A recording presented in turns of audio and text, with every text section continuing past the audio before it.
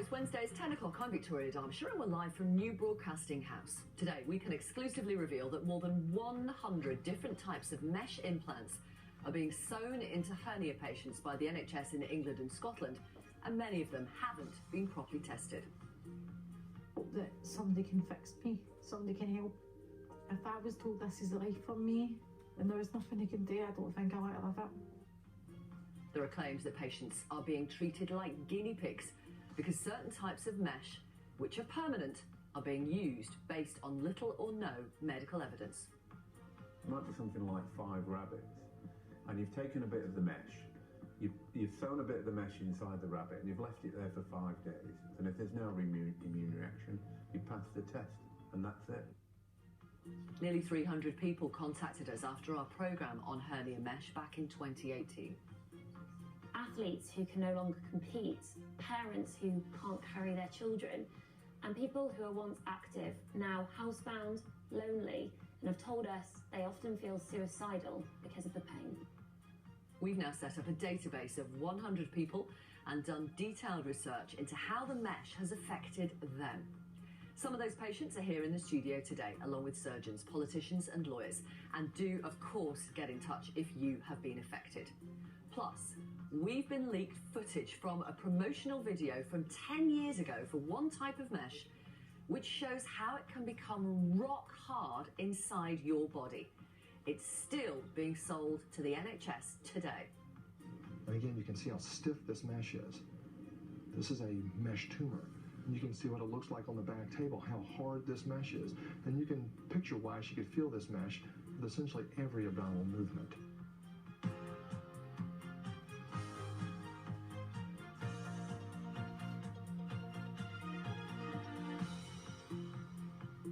Good morning, hello, welcome to the programme. We are live until 11 this morning.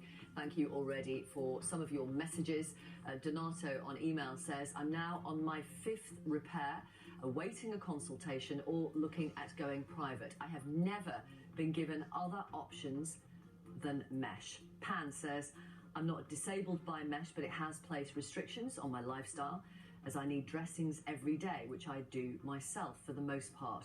There must be other people like me who have this problem without suffering the extreme pain that Rosanna and others experience.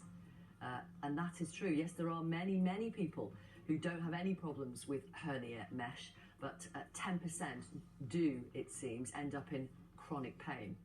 Alan says, I too was given a hernia repair when I was in my mid-50s, suffering discomfort after a period of about a year. I contacted my GP.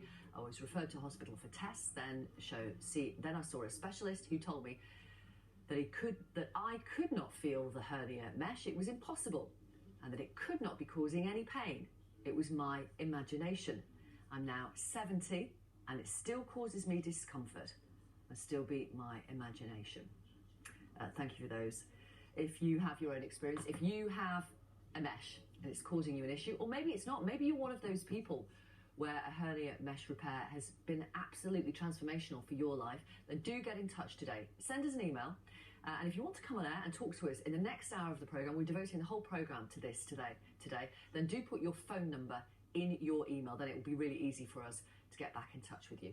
Email address victoria@bbc.co.uk. You can text 61124, or you can message on Twitter. Use the hashtag VictoriaLive. Before all that, let's bring you the news. Here's Anita. Thank you, Victoria. The government's multi-million pounds bailout of airline Flybe has been criticised by one of its major rivals and by environmental campaigners. Willie Walsh, chief executive of the company that owns British Airways, called the move a blatant misuse of public funds that would see the taxpayer pick up the bill for mismanagement. While the Green Party's Caroline Lucas said plans for a review of air passenger duty on domestic flights would hamper efforts to cut carbon emissions. The Mail on Sunday has published its defence in the legal case brought by the Duchess of Sussex over its publication of a letter she wrote to her father. The newspaper says there's legitimate public interest in the activities of the royal family and that the Duchess couldn't have expected the letter to remain private. Meanwhile, Meghan has made her first public appearance since she and Prince Harry announced their intention to step down as senior members of the royal family. The downtown Eastside Centre, or Women's Refuge in Vancouver, posted this picture on Facebook of her with staff and visitors. Storm Brendan's caused disruption across parts of the country overnight, with strong winds bringing down trees and damaging buildings. In Slough, the storm ripped the roof off this apartment block, leaving it strewn across the high street. Elsewhere, roads and rail lines were blocked, while at one tube station in West London, the roof collapsed onto the tracks. In America, an investigation is underway after a passenger plane dumped fuel over schools while making an emergency landing at Los Angeles Airport. Around 40 people, most of them children, were treated for skin irritation and breathing problems. The Delta Airlines flight experienced mechanical problems shortly after takeoff. The fuel was released to reduce the aircraft's weight to allow it to land safely. Pre-teen girls are increasingly being tricked and coerced into performing sexually over their own webcams, according to internet watchdogs. Data gathered by the Internet Watch Foundation, which monitors online child sexual abuse, suggests that the number of girls between the ages of 11 and 13 being coerced to make explicit images via the internet is growing at what they call an alarming rate. It claims that a third of all web pages featuring images of child sexual abuse now consist of self-generated images, mostly by girls in a domestic setting. There are fears that ash from the Australian bushfires could pollute the water supply in the state of New South Wales. Several 100,000 hectares of land have been burned around a dam which provides most of Sydney's water supply. Rain is forecast, and it's feared this could wash debris and ash into reservoirs. A summary of our main story so far. Back now to you, Victoria. Thank you very much. We're going to devote much of the programme today, all of the programme today, to our latest revelations on the use of mesh to treat hernias. We have patients, surgeons and politicians here in the studio this morning. And it goes without saying, if you are affected because you have a hernia mesh or think you have a hernia mesh, because some people do not even know they have mesh inside them, do get in touch this morning. You can email, you can text us, you can message us on Twitter. We can reveal that more than 100 different types of mesh devices to treat hernias by NHS trusts in England and Scotland are being sewn into patients when some haven't even been subjected to clinical tests. It's led to the claim that patients are being treated like guinea pigs because certain types of mesh implants, which, by the way, are permanent, are being used based on little or no medical evidence. It's nearly 3 years since we first revealed hundreds of women were taking legal action after experiencing complications following vaginal mesh repairs. Now, that particular operation has been suspended for the majority of women while a government review takes place. Hernia mesh repairs, however, continue. Since October last year, we have been repeatedly asking to interview the government, health bodies and leading surgeons about this. But again and again, we've been turned down by the government's Medicines and Healthcare Products Regulatory Agency, the MHRA, by the Royal College of Surgeons, by NHS England and the Department of Health, and by the British Hernia Society. It's never too late though, so if the Health Secretary or any health ministers in England or Scotland are watching, we can talk to you via FaceTime or Skype or over the phone. Literally, please just do text me 61124 or send me an email, victoria@bbc.co.uk, and of course, we will make room for you on our programme today. In the meantime, here's our reporter Anna Collinson's first film. A hernia mesh repair is supposed to be a simple procedure, but once the permanent device is implanted, it can be extremely dangerous to remove. This means if something goes wrong, many patients have to live with the complications, like chronic pain. Hope that somebody can fix me, somebody can help. If I was told this is life for me and there was nothing I can do, I don't think I want to live it. Scrubbing brush I just took from my sink. Experts are now warning basic household appliances undergo more tests than some types of mesh devices. That's how irresponsible this is. People are putting more thought into these disposable cups than they are putting into the mesh. These vacuoles are where the mesh fibers used to be. We've been leaked shocking footage which shows mesh manufacturers are aware of the possible complications, but have kept selling it anyway, including to the NHS. And as we exclusively reveal the NHS has purchased more than 100 different types of mesh, experts are warning trusts are using too many implants with little or no medical evidence. But surgeons who use mesh insist these fears are nothing more than scaremongering, and that the majority of patients live healthy lives, complication-free.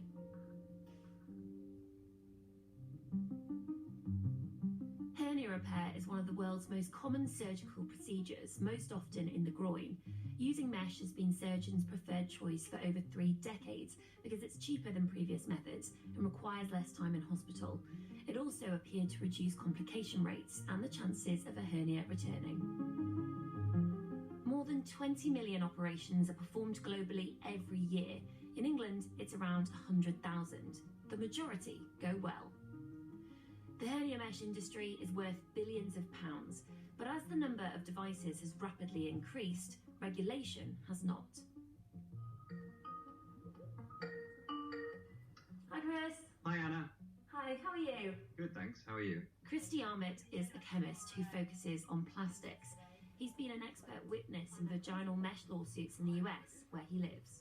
What happens when mesh is implanted in the human body? So the first thing that happens is it gets rejected, right? Your body says, hey, there's a foreign part in here. Just like it would if you had a splinter, you get an inflammation, your body tries to react to this foreign body and take care of it, and in the best case, remove it.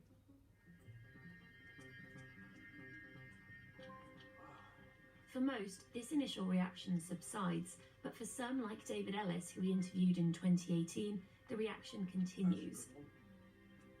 Over months or years, the mesh can weaken. It can become sharp, cutting into tissue and nerves, making the simplest of movements extremely painful. Most mesh products are made from plastic polypropylene. Part of Chris's job is rigorously testing plastics to see if they're suitable and safe to be used in household items. He was stunned when he discovered how little long-term testing had been done on some mesh devices. Designing dishwashers or vacuum cleaners or automotive parts, you go really nuts with your test. You have your brand reputation and the safety of your customer in mind. So to think that that wasn't done in the medical case is especially shocking. Why should people be listening to you when you talk about mesh? 2 reasons. One is I've spent my whole life in plastic materials and I'm considered a world expert in it. And secondly, I have no motivation to favour one side or the other. I'm speaking to you unpaid because I think the public deserve to know the truth. This programme has been contacted by nearly 300 people who've experienced problems following a hernia mesh repair. Complications include chronic pain, infections, mesh erosion and organ perforation. 100 of those people volunteered to answer a series of questions about their experiences and to be part of the Victoria Derbyshire programme's hernia mesh database. Our 100 contributors come from across the UK. The youngest is just 12 years old, the oldest 79, and we've had some really distressing cases.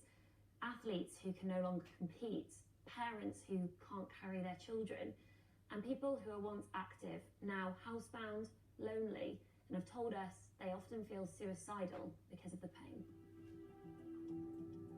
Rosanna Clarkin's story was one of the most shocking. She had a hernia repair in 2015, but had no idea doctors had used mesh on her. She says she was told recovery would take weeks. The mum of 2 delayed her wedding for 2 years, hoping the pain would go. Instead, it got worse. And when you think about that day, what's the word that springs to mind? Pain. Pain. It got to a point where I was attending hospitals and people were saying it was in my head and I was psychosomatic. I had discussed with my husband that I wanted to end my life. I couldn't live how I was living any longer because nobody was listening and I knew there was something not right. But in September 2018, Rosanna watched our programme and saw a man called David Ellis speaking about his hernia mesh complications. His symptoms were similar to hers. I had so many times close to ending it because of the pain. So after that I started to investigate, and then in the 10th of October got an email confirmation from my second opinion surgeon's secretary confirming that I had the same as what David had. The show and David is why I'm here and why I'm fighting. Rosanna is now jobless, housebound and registered as disabled. My kids wrote a letter saying that they just want their from mum back, which, sorry. It's hard. My husband wrote a support letter stating he married a wife and became a carer. I'm only 36 now, I was 33 when I had the mesh put in. I shouldn't be living the life I'm living. 100 people who've experienced complications took part in our database. Chronic pain is a common complication, but 92 of them say their doctors never warned them it could be a side effect. 28 out of 100 have had suicidal thoughts because of the complications. One of them was Rosanna. When we asked how many times they visited their GP or surgeon, many different phrases came up, but there was often an overriding theme. But despite the problems, only a quarter have been able to have their mesh removed. Most have been told there are no trained removal surgeons, or that removing it could lead to further complications. The hernia mesh complication rate is much debated, but international guidelines say it's between 10 and 12%. That's 1 in 10 patients who will experience significant chronic pain. Rosanna didn't know the complication rate. This was her reaction when we told her. That's shocked me, sorry. Can you explain talk me through what you're thinking? Talk me through what's going on in your mind. They know that 1 in 10 people. Sorry. So they're playing the lottery of our lives. It's a risk that they're willing to take.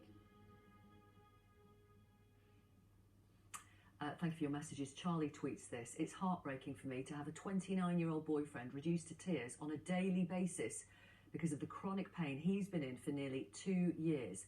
Doctors don't care, and he now has to leave his trade as a mechanic because he cannot work anymore. He's 29.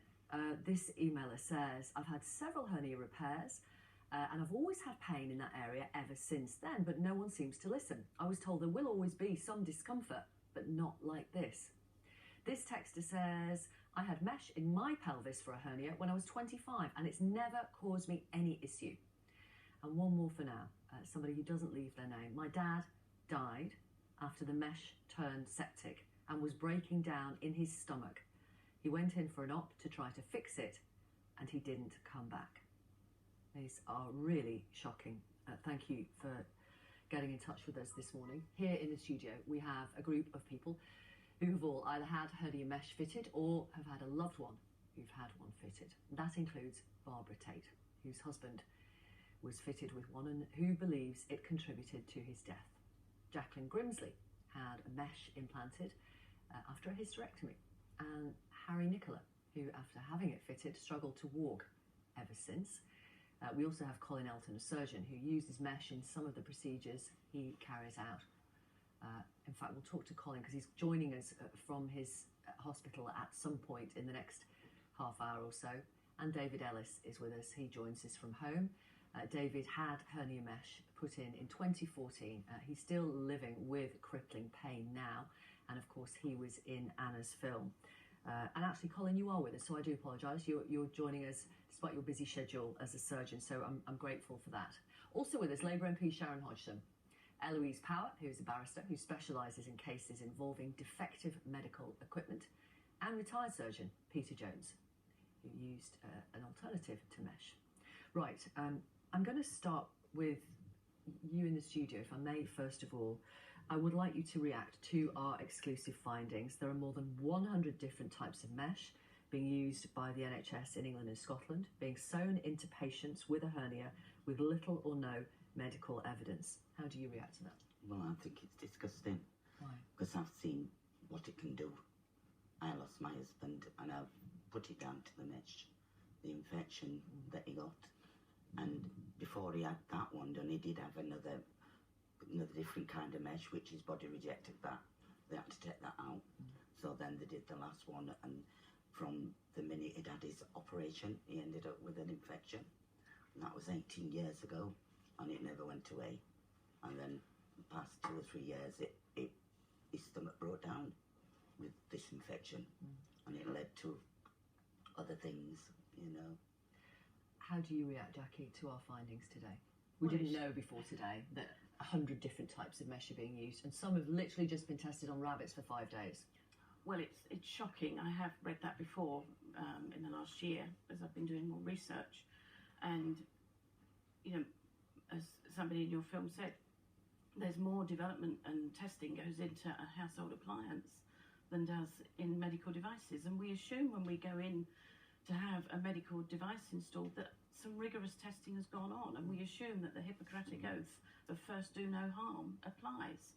But if there's no testing and something is just tested by putting in a rabbit for 5 days, and you're going to put it in a human for 10, 20, 30 years possibly, or longer, some very young people have hernia mesh put in, so it could be in there for several decades, and we're only now starting to find out what happens. Harry, how do you react? I mean, how can you, to be honest, how can you use any product if it's not been tested? That's the only way I can say it, to be honest.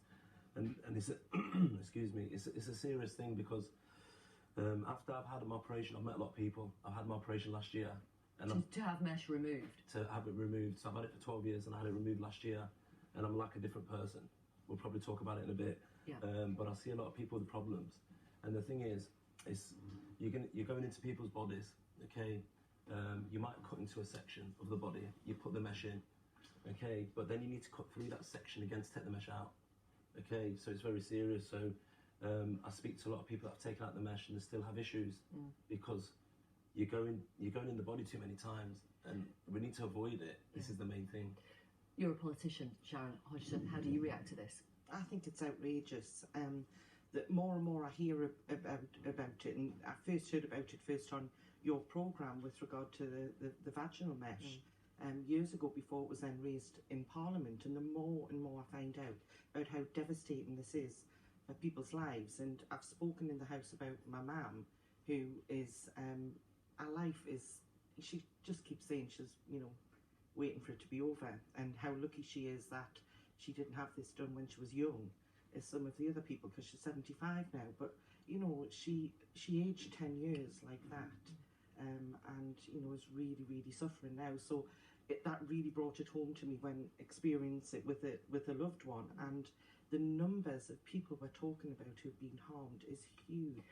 I'm going to bring in Colin Elton, because I want to make the best use of your time, if I may, Mr. Elton, because you have got obviously surgery to carry out today. How do you react to our findings? 100 different types of mesh being sewn into patients with little or no medical evidence. So I fully agree with you that it's on. No, it's frozen. That's a real. Sorry, it did freeze there, Mr. Elton. Do start again. How do you react? Your programme. I agree with you that on face value, the information you provide. Okay, that line's not good enough, so I'm really sorry. I'm going to apologise to our audience, because we do want to talk to you. We're going to redial you, and in the meantime, let me go to David. David, hello. How do you respond to what we've uncovered today? It's shocking. Having done the programme with yourselves in 2018, obviously I've done a lot more research myself, but even I am shocked by what you've come up with today. 100 types, and there are known problems, there are known issues with mesh, yet they still continue to use it. And it's a global issue. I've had people contact me throughout the world since I appeared on your show. And it's not just isolated here, Scotland, USA, New Zealand, Australia, it's everywhere. And I just wish the people would get together and actually investigate it, do some research, understand why they use it, but make it safe. It's ruined my life. I wonder how it felt for you, David, watching Anna's report and seeing that, because you told us your story back in 2018, you helped Rosanna Clarkin realise that it was mesh that was ruining her life. Seeing myself on that programme, I didn't recognise myself. All I saw was a slow-moving, grey-haired old man, and that isn't what I have in my head. Rosanna, it's an absolute disgrace what happened with her. It really is. It was such a lovely lady, a lovely young family. I listened to her earlier with the footage, and I was in tears, and I'm virtually there again now. So I have a message actually, David, from Rosanna, which she wanted me to read to you this morning. She says, "Thank you, David. This man's story saved my life. He is my saviour, my hero, and I love this man dearly for the support and guidance he has given me. I owe him my life." Jeez. It's difficult to react to that, isn't it? If I've helped one person, then that's a good thing. And yeah, I've been contacting Rosanna. We've been swapping messages, and bless her, she needed help. She needed support. You know, what would her family be if she had have done away with herself? It would be decimated. Absolutely. And it's only right and proper that she and her family gets the help and support that they need. And I wish to God the medical world would sit up and take responsibility and help people like her, help people like me. I've had other people who have also messaged me and said virtually the same thing, that seeing me on your show saved their lives. We hopefully have got Mr. Elton again, Colin Elton, who is a surgeon who uses mesh. You may not have heard David's last comment, which was that he wishes the medical community would take responsibility for this. Why is mesh being sewn into humans when they've only been tested, in some cases, on rabbits for 5 days? So, can you hear me now? I can, yes. Thank you. First of all, I want to say thank you very much for inviting me onto the programme and giving a chance for me to talk. So I quite agree with your comments on face value, and obviously completely sympathise with all the patients that have had either chronic pain or have had complications following any surgery. And I agree with one of your guests who said that actually, you know, as the Hippocratic Oath says, first of all, don't do no harm. And it's actually one of the surgeon's, you know, primary aims is actually to make things better, never to do any harm. And it saddens anybody as a surgeon when this does occur. But I think in context, you need to also understand about the number of hernia repairs that are done in this country and worldwide. And it is a vast number, and the vast majority of them are done with mesh. They do go through testing, and they do go through trials and studies, and there are actually now studies over a period of about 30 years about meshes of different types in different situations. Yeah, but the international guidelines say that 10% of people with mesh will suffer chronic pain. I quite agree. So you agree, and? So I quite agree. Then you have to look at the alternatives. So if we're not going to use meshes, what can we use? So let's take one of the hernia repairs. We talk about groin hernias. Before we do that, I'm sorry to interrupt, Mr. Johnson. So Sorry. If 1 million people have hernia mesh, 100,000 of them will suffer chronic pain. Do you think that's acceptable? No, as a percentage, it's very high. But of those 10%, you can actually differentiate between those patients who are suffering quite severe pain and affecting their life, which is a much smaller percentage of the 10%. So chronic pain has a variety of symptoms, including altered sensation, including the occasional electric shock, a bit of discomfort, to the whole range, to the severe pain that some of your patients are complaining of, where it's affecting their life, they're having to give up work. That's a much smaller percentage, but definitely significant. And because, as they've said, it's ruined their lives. Why is that a risk worth paying?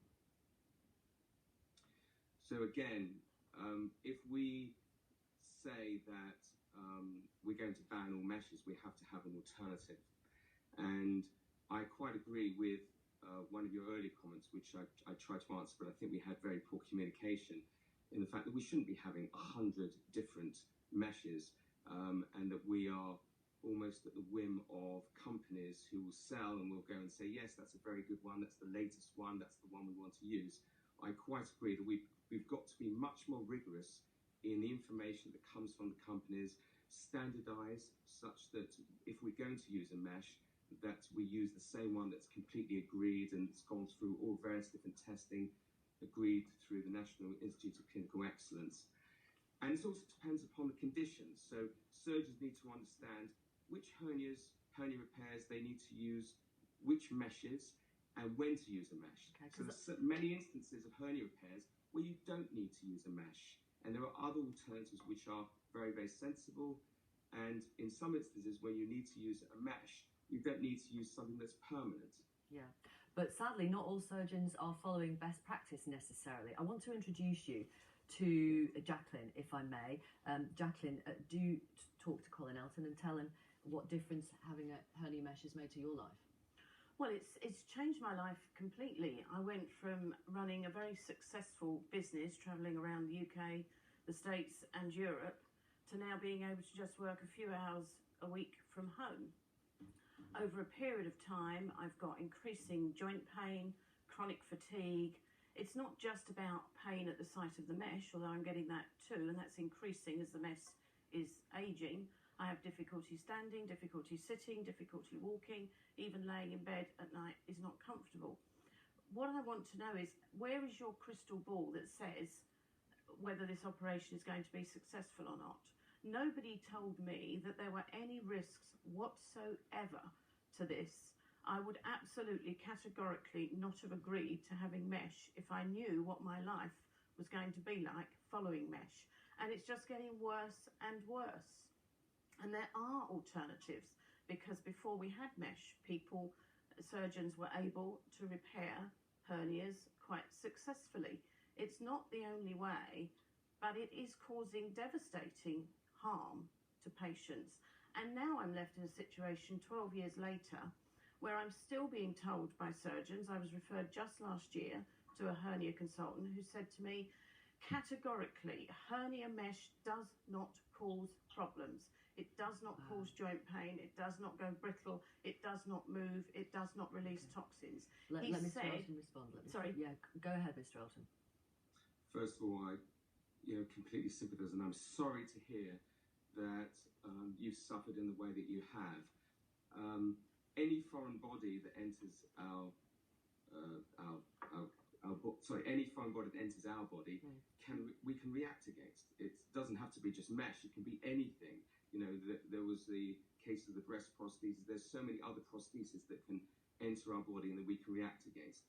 And I think it's really important that the surgeon does give the patient the information that they need to have in order to make a decision, informed consent about what type of surgery they want, and also whether they do want a mesh or not.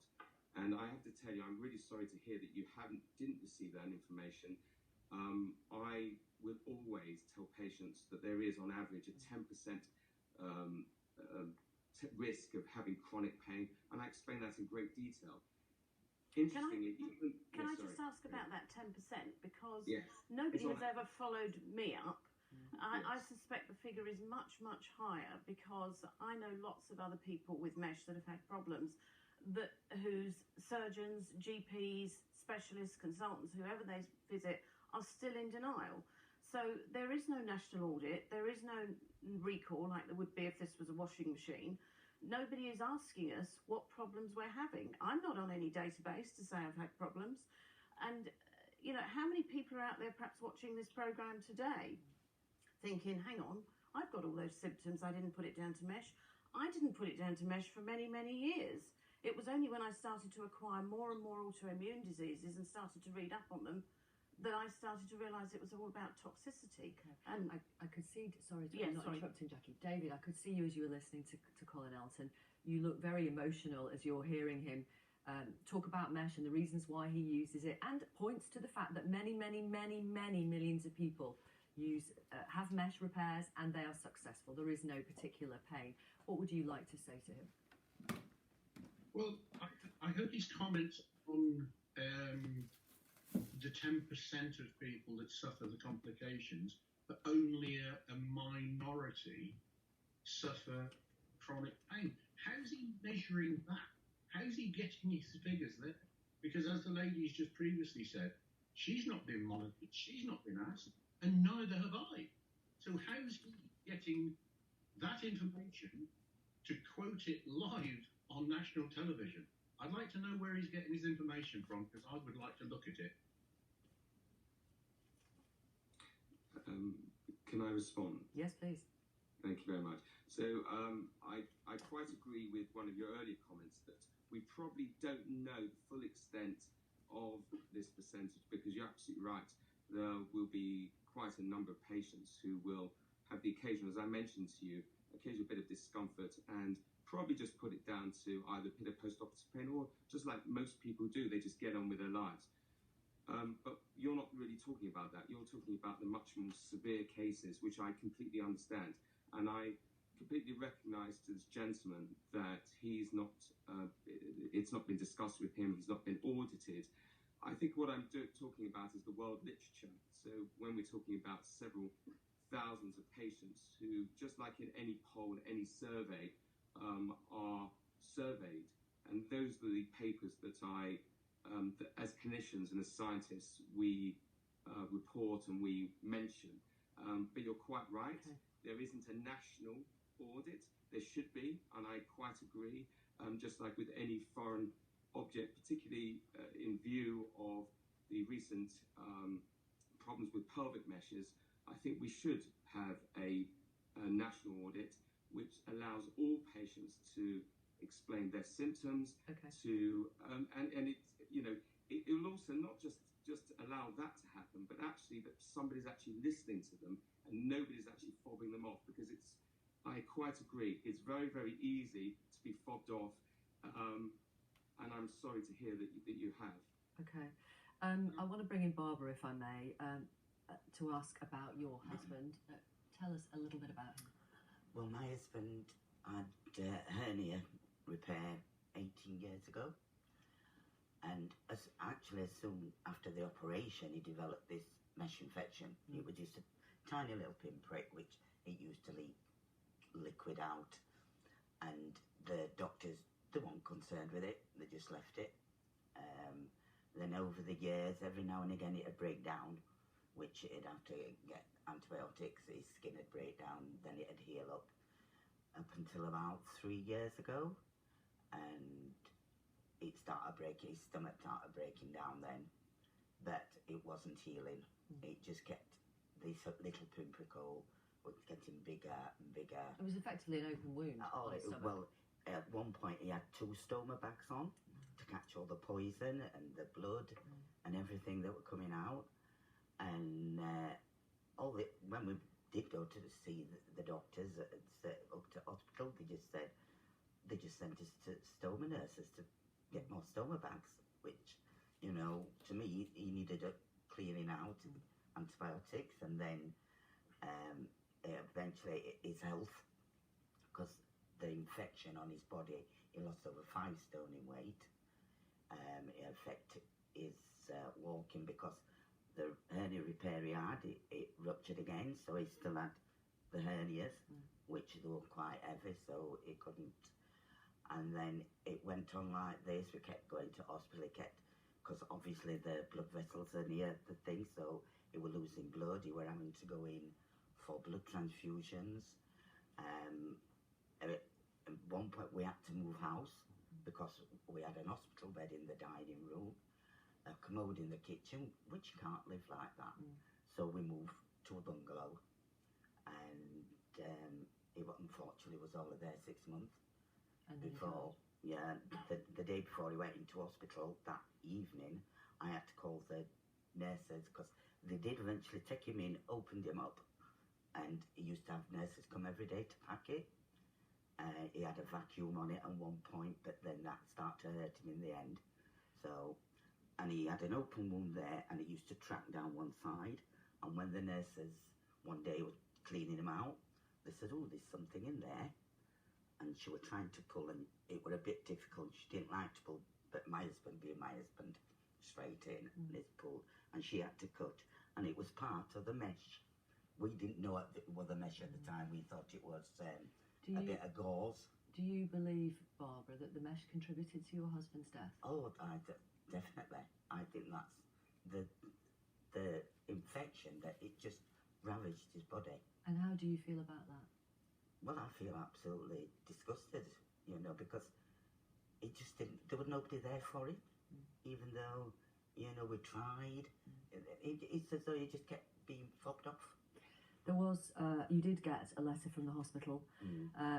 In it says, a piece of the mesh has detached from the main body of the mesh and has made its way out to be found by the nurse. And then it goes on to say, this could have been the cause of the infection. And we also have we can show our audience a copy of your husband Jim's death certificate. As you can see, one of the causes of death was a chronic abdominal wall infection. I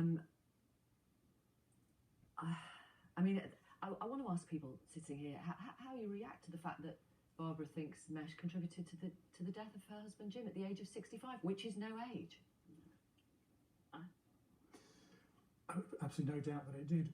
I think that one of the big problems with mesh in the use of hernia repairs, whether it's in the groin or for incisional hernias, is that there is a significant risk of infection. And I think the basic treatment that we would recommend if you've got an infected mesh is that you're never going to get rid of that infection until the mesh is removed. So you can get an infection in a wound at any time, but if you've got a foreign body in there, to eradicate the infection is very, very difficult, almost impossible. So had the mesh been removed at the earlier time when this presented, then it may have been a different outcome. I mean, he developed heart failure. Now, I always think that he had nothing wrong with his heart, but then towards the latter end, and I remember asking the heart nurse, I said, can you tell me, because that what's been happening with this infection, how it's ravaging his body, will have no effect on his heart? She says, I can't tell you that. Really? So to me, that's caused his heart failure as well. Janice says on email, I had a hernia mesh put in almost 6 years ago. I have been on morphine for it ever since. 46-year-old who doesn't leave the name. I was extremely active. I had the mesh put in. Since then, I'm in agony. I'm a shadow of my former self, and the only thing they suggest is painkillers. So this morning we are reporting that there are 100 different types of mesh being used by the NHS in England and Scotland. Here is the list, actually. I've got them here on a few sheets of paper. Right here, all the different types of meshes on 3 bits of paper. And of course, the number could be higher because only a third of NHS Trust replied to our Freedom of Information request. Experts say some of these types of mesh have no evidence whatsoever of whether or not they're safe, and there are calls for them to be banned immediately. Here's Anna Collinson again. We found the mesh used to treat Rosanna Clarkin's hernia is one of the most commonly used by the NHS. It was approved off the back of several other meshes, which go back more than 40 years. For decades, there's been a loophole in medical device regulation where if one mesh comes on the market and is similar to another mesh device, it's assumed it will be at least as safe. This is known as substantial equivalence.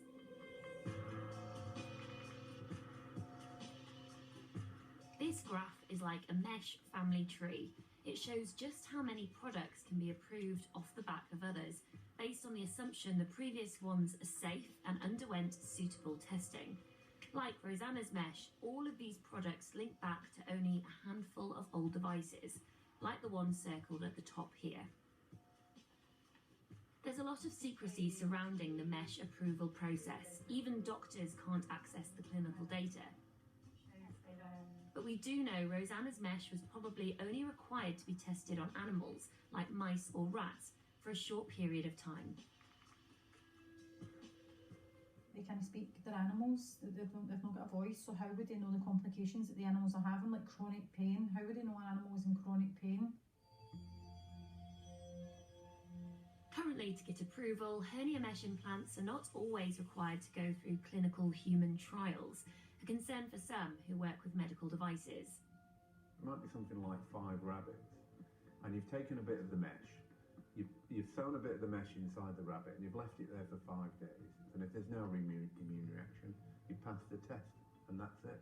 All of these concerns surrounding the mesh industry got us thinking, what mesh devices are being used by the NHS and how many? We should be using only 2 or 3 where we're clear right now these have their benefits, clear benefits, and have been shown to have reductions in complications. But it's far, far higher.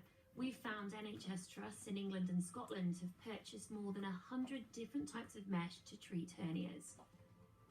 Can you explain why more than 100 meshes is a concern for patients? There is no chance 100 can have evidence of effectiveness. Not least because there just isn't 100 randomised trials in this area. Therefore, some of these have no evidence attached to them whatsoever, and they have to go immediately. Not having an understanding of the different type of meshes you're using and the evidence that goes with each individual one is, in terms of the numbers you're telling, is off the scale in terms of concern. There are many mesh manufacturers. Ethicon is one of the biggest. We should be clear, Rosanna's mesh was made by another manufacturer. An anonymous source sent us this promotional video, which had been made for doctors and was funded by Ethicon. We understand the video was made around 10 years ago, and in it a surgeon criticises an older heavyweight mesh, claiming a new lightweight mesh is better. The surgeon says this is what a heavyweight mesh looks like before it enters the body, and this is what it looked like around a year after it was removed from a patient. And looking at it, you can see how broken it is. They shrink, they become more brittle, and essentially since then... What may shock you is Ethicon has carried on producing and selling heavyweight mesh, despite knowing about the risk of these severe complications for more than 10 years. What you're going to see next is a piece of heavyweight mesh that has been removed from a female hernia patient. And again, you can see how stiff this mesh is. This is a mesh tumor. And you can see what it looks like on the back table, how hard this mesh is. And you can picture why she could feel this mesh with essentially every abdominal movement. We can also reveal Ethicon heavyweight mesh is still being sold to the NHS. In a statement, Ethicon didn't comment on the video, but says it stands by the safety and performance of all of its mesh products, which it says undergo rigorous testing and monitoring. It goes on to stress the importance of looking at all the clinical and scientific data before drawing conclusions about a product's performance. The manufacturer also quoted a study which compared lightweight and heavyweight mesh, saying no real advantage between the two was found, and in some cases the heavyweight mesh was the preferred choice. Ethicon finished by saying a patient and surgeon should always discuss all available treatments, risks and benefits before surgery. We've spent months trying to show our findings to leading hernia mesh surgeons and health officials. The NHS, the Medical Device Watchdog, the MHRA, the Royal College of Surgeons and the British Hernia Society are just some of those who've repeatedly refused to be interviewed by us. One surgeon who uses mesh did agree to speak to us, but cancelled our interview 90 minutes before it was due to start. We were all set up and ready to go. This development will be extremely upsetting and frustrating for the hundreds of people who've shared their stories with us. They already feel abandoned by the medical community. This will be just another blow. But it also raises questions about why we are finding it so hard to find someone to sit down and go on record and defend mesh. The medical device regulator, the MHRA, says there is a clinical need for mesh devices, but it has recognised the system needs strengthening. New legislation is due in May. Many surgeons say mesh plays a vital role in fixing hernias, but there are serious concerns alternative methods aren't being taught, and there's too much of a reliance on mesh. Vaginal mesh repairs are suspended for most women in England. If and when the surgery is reintroduced, the health watchdog NICE wants specialist centres, removal experts and a national database to be brought in. The person in charge of a governmental review into vaginal mesh has confirmed to this programme that any recommendations made will also be relevant for hernia mesh. I think there are few who are better informed on this subject. Baroness Cumberledge's report is due out in March, and she's asked to see our findings so she can take them into account. Medical experts hope this will lead to better treatment for hernias, a condition that 1 in 10 of us will have. We can't produce a system that is risk-free. But what we can try and do is say we have a system that understands the risk and informs you as soon as then risks outweigh the benefits. Unfortunately, that's not the case at the moment.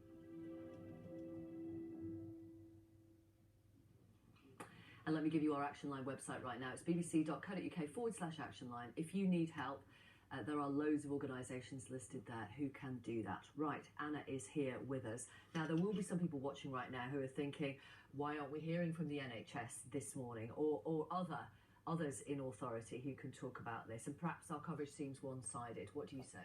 I'd say that would seem fair, and I would understand why people would potentially think that. What I would say is I've been trying with my colleague Jess since October to try and get the relevant health bodies to come on our programme, to sit down in front of a camera so we can go through our findings, or to come on the programme today.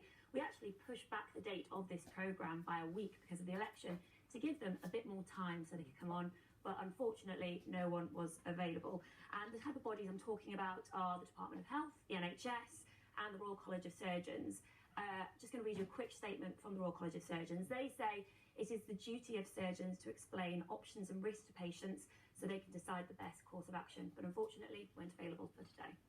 You did end up having a very last-minute phone call with the Director of Devices for the MHRA. His name is Graham Tunbridge, and that organisation is the regulator for medical devices. So how did that come about? Yeah, so there'd been a bit of toing and froing with the MHRA, and when we told them about our 100+ mesh figure, there was a bit of scepticism about where we got it from. So we said, fine, we'll show you our list that you have somewhere. And so we showed them our list, and they agreed that they would have a phone call with us on Monday just gone. I did offer, come on the programme, we'd love to have you, but they said no, the most they could give us was a phone call. Now, what the Director of Devices said is, the way the current system works is that MHRA oversees notifying bodies who then look at new mesh products, but the MHRA isn't involved in the pre-market process. So that's why they weren't aware of these 100+ types of mesh. Now, I pointed out, like, people are going to be watching this programme and they're going to be shocked that the regulator isn't across this information, and he acknowledged that the system does need strengthening and new legislation will be coming out in May. Okay, well, that's something. The MHRA aren't the only ones who are interested in our exclusive findings. Yes, so this year the mesh is due to make big headlines because there's a governmental review currently taking place into vaginal mesh. The woman in charge of that, Baroness Cumberledge, has been travelling up and down the country speaking to victims, and she wasn't available to come on the programme today because she's working on finalising this report. But what she said is any recommendations made about vaginal mesh will also apply to hernia mesh, and she said she'd also like to see our findings so she can take them into account. Thank you very much, Anna. Our Action Line website again is bbc.co.uk/Action Line if you need help. There it is.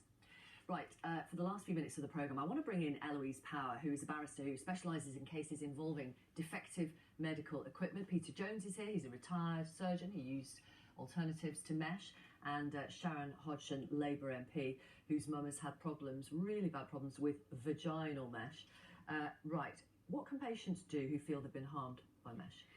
So good morning, Victoria. First of all, these cases involve real human tragedies, as we've heard from everybody on the show this morning. Patients who have been harmed should seek advice from a reputable solicitor specialising in clinical negligence or product liability law. Will they get very far? Some will, some won't. It's easier to win clinical negligence cases than product liability cases as a huge generalisation. And there are several reasons for that. First of all, in product liability cases, the dice are stacked against claimants by the need to prove defect under the Consumer Protection Act. Secondly, there are some very real access to justice issues in that many of these cases have to be funded under group conditional fee agreements, so it can be hard to persuade solicitors to take them on. And thirdly, because of the absence of compulsory insurance, there can be issues about whether manufacturers are solvent and can settle cases. Right. And that's why I think there's an absolutely overwhelming case for radical changes to the law, Victoria. In this country? In this country. Because in America, I mean, manufacturers have paid out hundreds of millions of dollars to women harmed by vaginal mesh. There are hernia mesh cases in America pending for this year. We're unlikely to see anything similar in this country. Well, of course, we all very much hope that the vaginal mesh claimants will succeed. I represent the lead claimant in the vaginal mesh litigation, and let's hope for a good result. But it's very unlikely that any result in the United Kingdom will generate the kind of settlement that we see in the US, simply because in the US, juries used in product liability cases. We don't have that here. Now, I wouldn't suggest bringing that system in wholesale to the UK. There are other better ways in which we can change the law. So many messages from our viewers this morning. I had a triple hernia operation 18 months ago. Pain ever since. I'm a single dad with 4 kids. I can't work anymore. I've been signed off work permanently. Peter, what are the alternatives to mesh? Because there'll be people watching who think, I need an alternative. I don't want to go down the mesh route. Briefly. Well, I think Colin Elton was alluding to the fact that there aren't any, but there are. Yeah. There is a fantastic natural tissue, tension-free repair, popularised, really developed by the Shoulder-Ice Hospital in Toronto, the world's most famous. But are hernia clinic. surgeons trained in that kind of repair? No surgeon is being trained in anything other than mesh repairs. And it's just a few years ago, the professor of surgery in Harvard said in a very reputable surgical journal, American journal, that in his opinion, the mesh for groin hernias should be gradually phased out, and the training in natural tissue repairs, in particular the shoulder-ice repair, should be reintroduced into the training programme. Well, phased out. I mean, do others of you think perhaps it should be banned? I think it should be banned. The vaginal mesh at the moment is on a pause. But Yes. as far as I understand, hernia mesh Operations being is absolutely still fitted, going so ahead. every day more victims are being created, which is a disgrace. What do you think, Harry? I can only say my case. So I had the operation last year, and when the mesh, obviously when the surgeon took the mesh out, he found that my spermatic cord was trapped. The mesh was attached to my bladder. My genital femoral nerves were trapped. The mesh shrunk, it was tugging on my muscles. I had screws and clips on my pelvic bone. I have no other comment. So I don't agree with it at all, no. Can I just say that... Let me just read this, Maria. Okay. Sorry, it's just come in. Maria has emailed, I spat out my coffee when you spoke about the hernia mesh repair. I had it done 10 years ago. I have been on painkillers for the same amount of time. My life has just stopped. My doctors are sick of me, and I truly thought I was alone. And that's the sad thing, actually. There are so many cases, but it makes people who are watching, who thought they were going mad, feel better to know that Well, we've all they been are told not for years alone. that it's not the mesh. Yeah, and that's one of the things that I've raised in Parliament, and I was just talking to the surgeon, Peter, here. My mum went back and forward to the doctors for years with all of these symptoms, and it wasn't until your programme and then a debate in Parliament when I sat down and said, oh, I'm pleased you haven't had any of this awful mesh put in, and you know, with all of your various problems. And she went, no, I just had some tape put in a few years ago. We realised in that bombshell moment that that was what was causing all of our problems. Tape is mesh. Yeah. We call it different things, yeah. I know exactly. And so she had cameras everywhere, back and forward to GPs. Nobody had said it could be that. You can hear the music. It means that's the end of the programme. I'm really grateful for your time. Thank you so much for coming on the programme. Thank you. Thank you to all of you as well who've got in touch. BBC Newsroom Live is next.